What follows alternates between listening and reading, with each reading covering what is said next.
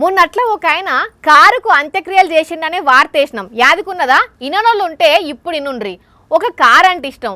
ఆ కార్తోని నాకేందో అదృష్టం కలిసి వచ్చిందని ఆ కారు ఓనరు దాన్ని ఎక్స్పైర్ డేట్ అయిపోయినాక మనిషి జీవిడిస్తే బొంద పెట్టినట్టు కారును కూడా బొంద పెట్టిండు.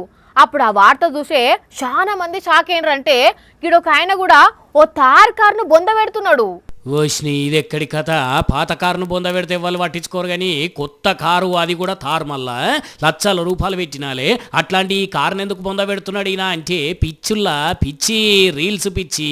అందుకే పురాగా బొంద పెట్టలేదు కానీ సగం బొంద పెట్టి ఆ టెంక ఏం చేసిండో చూడండి. ఇక అబ్బో పెద్ద ఏతుల పిట్టే ఉన్నట్టున్నాడు కదా.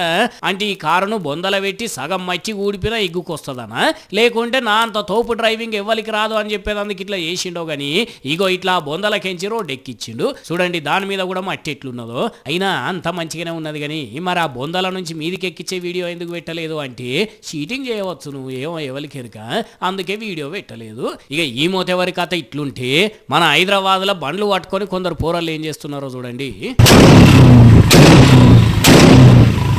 చదువు వస్తే ఉన్నమతి పోయిందన్నట్టు స్టైల్ కోసం సైలెన్సర్లను సత్యనాశ్ చేసి సౌండ్ వచ్చేటట్టు పెట్టుకొని సర్ర సర్ర రోడ్ల మీద పోతున్నారు. ఇట్లా అగ చూడండి, డుబ్బు కానీ సౌండ్ వచ్చుడే కాకుండా తుపాకీ పెట్టి వేల్చినట్టే మెరుగులు వచ్చుకుంటే ఎట్లా సౌండ్ వస్తున్నదో సైలెన్సర్ల నుంచి. కాదలుచుకొనే సైలెన్సర్ ఇట్లా మాడిఫై చేసి తిప్పుతున్నారు బండిని. బండి వెనక పోతున్న వాళ్ళు సైలెన్సర్ల నుంచి నిప్పొచ్చింది చూసి అయ్యో ఏదో అయినట్టున్నది, ఆయనతో బండి అంటుకోగల అనుకొని దగ్గరికి పోయి ఓ అన్న సైలెన్సర్ల నుంచి ఏమో నిప్పొస్తున్నది అంటే అది మేమే కావాలని పెట్టించినాం, స్టైల్ స్టైల్ అన్నారట.